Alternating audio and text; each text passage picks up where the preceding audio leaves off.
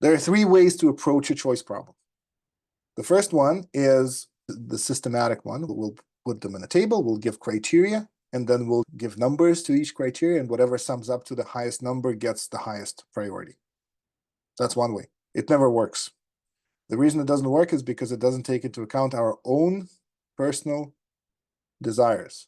It works for a robot or people who kind of think that way, who can actually think mechanically and would actually do the thing that comes up with the highest rating. Companies or groups of people can do that more easily than a single person. The second way is to look through the list and choose. Just, I'm going to focus on this, which is kind of the intuitive way. It has a problem because you're not taking into account the cost of dropping all the others.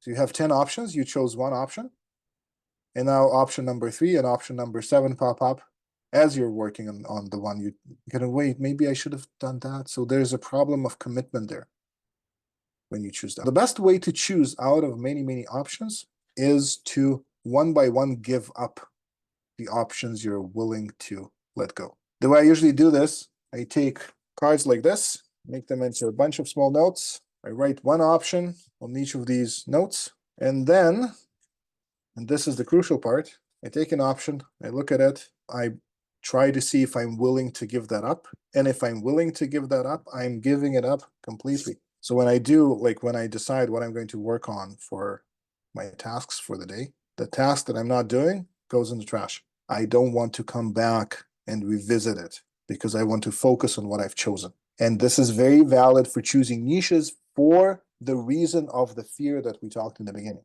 The fear of niching down is so strong that if you choose one niche, the next morning you will wonder, is this the right niche? Maybe I should focus on a different niche.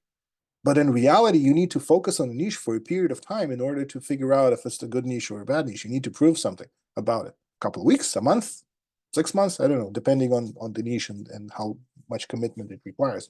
But you need to spend a significant amount of time not wondering what niche you should choose. And this act of taking a piece of paper that a name of a niche is written down on and tearing it and then throwing it out comes with emotional pain. And that emotional pain of giving up on this niche. And that emotional pain is essential because that allows the final niche that remains to be something you can commit to.